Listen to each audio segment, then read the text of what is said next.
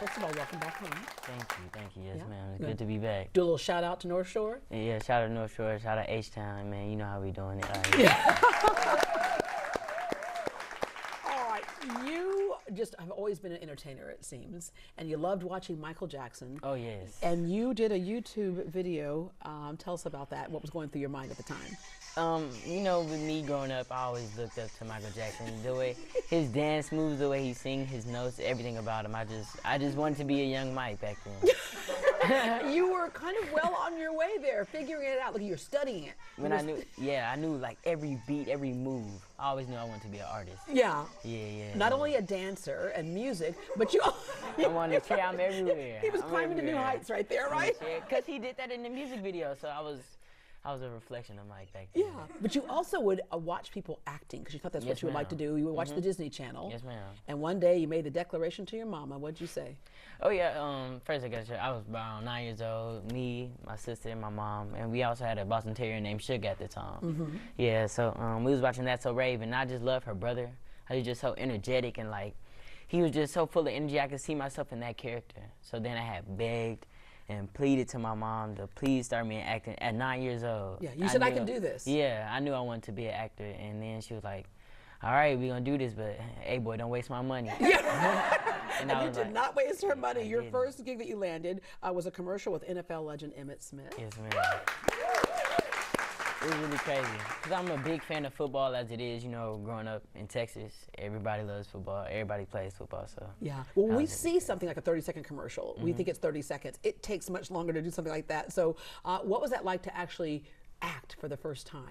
I was really like starstruck because it was Emmitt Smith at the end of Yeah. the day, but really I always, ever since I was young, just come in prepared. Yeah. Okay. Well, you came in prepared, landing the starring role in David Makes Man. Yes, ma'am.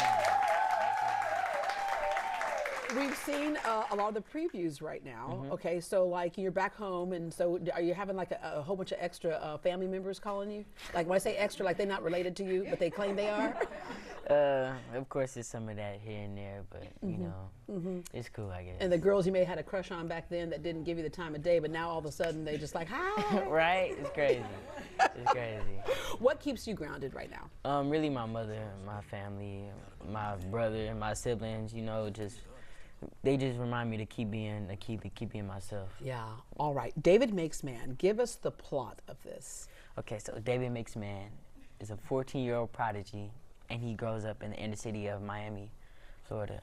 And he has to choose between the neighborhood that raised him or a higher form of education. And there's people there to throw him off track, and he has to use the power of imagination in order to survive.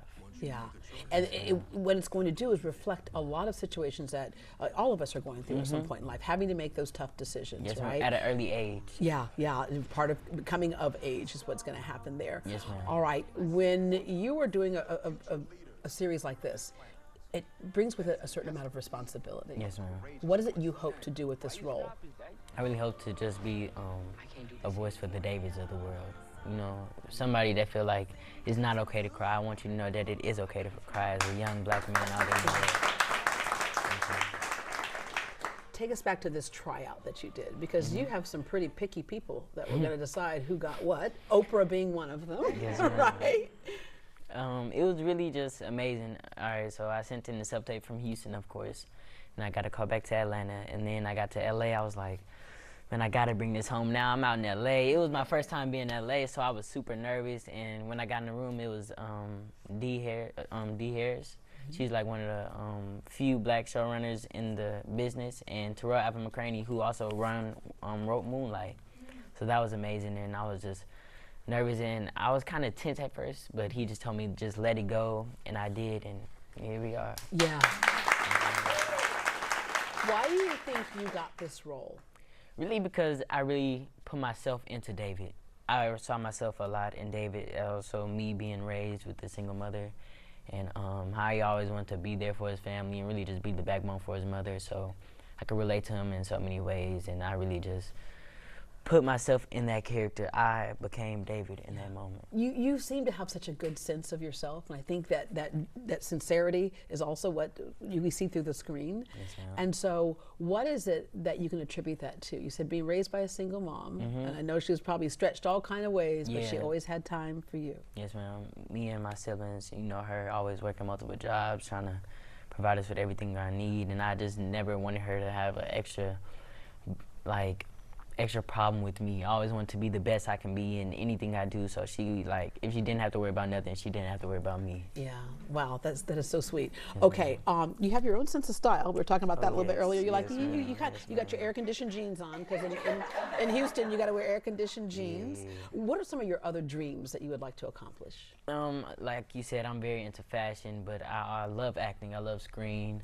I would love to do, you know, a blockbuster of some sort, you know, more television, and continue with this story. Yeah, and also you do a little freestyling too. So music, you know, we take you back to the Michael Jackson thing. You love, you know, dancing and singing. So Yes, you got a ma'am. little freestyle for us? Every now and then I do my thing a little bit, so I don't know. You got a little something for me right now? Let me see.